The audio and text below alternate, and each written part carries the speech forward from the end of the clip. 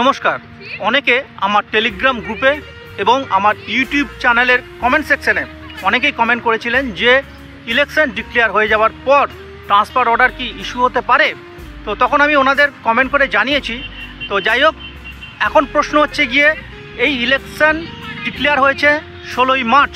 16ই মার্চে election declare হয়েছে, West বেঙ্গলে 7 দফা ইলেকশন হবে। তো যাই হোক, তারপরে কি ট্রান্সফার অর্ডার ইস্যু হতে পারে? সেটা বিভিন্ন কারণেই হতে পারে। কেউ যদি কোর্ট কেস করে থাকেন তাদের ক্ষেত্রেও ট্রান্সফার অর্ডার হতে পারে, বা অন্য যে কোনো কারণেই হোক ট্রান্সফার অর্ডার হতেই পারে। এবং সেটা কি ইলেকশনের ঘোষণার পর কি সেটা আদৌ ট্রান্সফার অর্ডার ইস্যু হতে পারে? এইটাই হচ্ছে গিয়ে আপনাদের প্রশ্ন ছিল, এবং আপনাদের মনের মধ্যে অনেক রকমের প্রশ্ন আছে এই ট্রান্সফার বিষয়ে। তো আজকে আমি আপনাদের একদম অথেন্টিক তথ্য দেব, এবং যেখানে কি বলা হয়েছে বা কিভাবে প্রমাণিত হয় যে ইলেকশনের পরে ট্রান্সফার অর্ডার ইস্যু হতে পারে কি পারে না।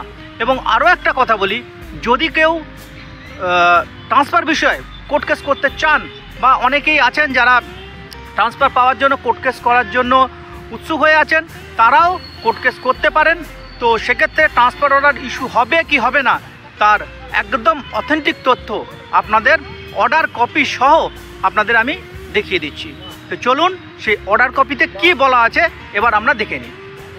এবার আমি আপনাদের একদম প্রমাণ সহ দেখাবো যে ইলেকশন ডিক্লেয়ার হয়ে যাওয়ার পর কিন্তু ট্রান্সফার অর্ডার ইস্যু হয়েছে। দেখুন, ইলেকশন কমিশন অফ ইন্ডিয়া ডেটটা দেখুন 16ই মার্চ, অর্থাৎ 16ই মার্চ 2024-এ ইলেকশন ডেট ডিক্লেয়ার করা হয় এবং জানানো হয় যে লোকসভা ভোটের 7 দফায় পশ্চিমবঙ্গে কিন্তু লোকসভা ভোট হবে। এইবার দেখুন, আমাদের মনে যে প্রশ্নটি ছিল তার একদম সঠিক প্রমাণ সহ আপনাদের বলছি যে এই 16ই মার্চের পর কিন্তু ট্রান্সফার অর্ডার ইস্যু হয়েছে। এবার আপনাদের সেই ট্রান্সফার অর্ডারটা দেখাচ্ছি, যেখানে 16 মার্চের পর, অর্থাৎ 16ই মার্চের পর কিন্তু ট্রান্সফার অর্ডারটা ইস্যু হয়েছে। এবার দেখুন সেই অর্ডারটা। এইবার দেখুন, এখানে ডেটটা দেখুন 19/3/2024। The West Bengal central school service commission, West Bengal central school service commission থেকে কিন্তু 19শে মার্চ ট্রান্সফার অর্ডার ইস্যু হয়েছে। এর থেকে কি প্রমাণিত হয়? এর থেকে প্রমাণিত হয় যে যদিও ইলেকশন ডিক্লেয়ার হয়ে যায় তাহলেও কিন্তু ট্রান্সফার অর্ডার ইস্যু হতে পারে। সেটা কিভাবে? যদি কারোর কোর্ট কেস হয়ে থাকে সেক্ষেত্রে কিন্তু ট্রান্সফার অর্ডার ইস্যু হচ্ছে। কোর্ট কেস হয়েছে, রেকমেন্ডেশন পেয়ে গেছেন, সেক্ষেত্রেও কিন্তু ট্রান্সফার অর্ডার ইস্যু হচ্ছে। তো বিভিন্ন কারণেই হতে পারে।